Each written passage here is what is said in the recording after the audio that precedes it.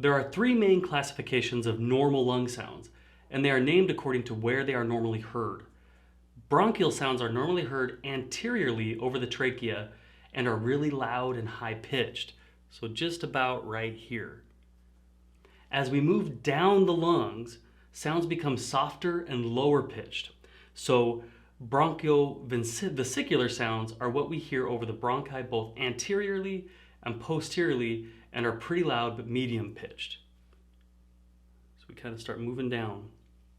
Vesicular sounds are heard over the lung periphery and are pretty soft and low pitched. So we're going to hear the vesicular sounds right over the lungs.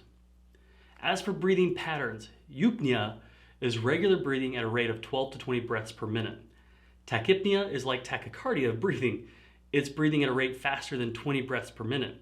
And bradypnea is slow breathing. Tachypnea and bradypnea are both regular in rhythm. Kussmaul's breathing is an increased rate with an increased depth of breathing that we see in patients who are trying to eliminate CO2 when metabolic acidosis is present.